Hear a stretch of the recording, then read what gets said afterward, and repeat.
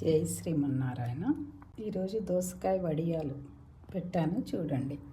దోసకాయ మధ్యలో గింజలన్నీ తీసేస్తాం కదా, గువ్వంతా అవంతా ఒక బౌల్లోకి పెట్టేసి అందులో కారము, ఉప్పు, నువ్వులు, జీలకర్ర అన్నీ వేసి కలపాలి.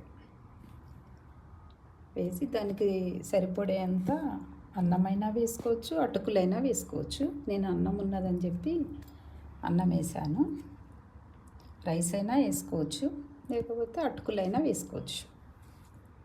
ఏది వీలైతే అది వీలు వేసుకోవచ్చు. ఇట్లా దానికి సరిపోయేంత అన్నం వేసి బాగా కలపాలి. కలిపేసి చిన్న చిన్న వడియాల్లాగా ఎండలో పెట్టుకోవాలి. ఇప్పుడు ఎండ బాగా వస్తుంది కదా యూఎస్ఏలో.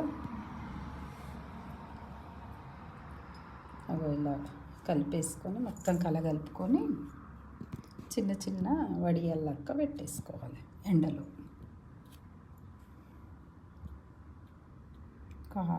తగ్గట్టుగా కారము, ఉప్పు, జీలకర్ర, నువ్వులు వేసేసుకొని కలుపుకోవాలి. నేను కలిపాను చూడండి. ఇలా ఇట్లా చిన్న చిన్న వడియాలు ఇట్లా పల్చగా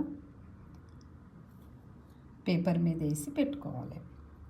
ఇది ఎండలో ఒక్క రోజులో ఎండుతాయండి. ఇవి ఎండ బాగా వస్తుంది కనుక 1 డేలో ఎండుతాయి. మధ్యన తిప్పాలి, మరలేయాలి.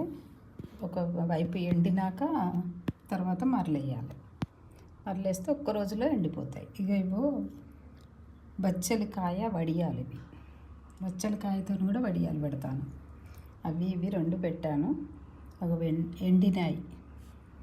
ఎండినాక బాగా గట్టిగానే అవుతాయి. ఇగో మీకోసం చూపించడానికి వేయించాను. అగో ఇలా ఉంటుంది.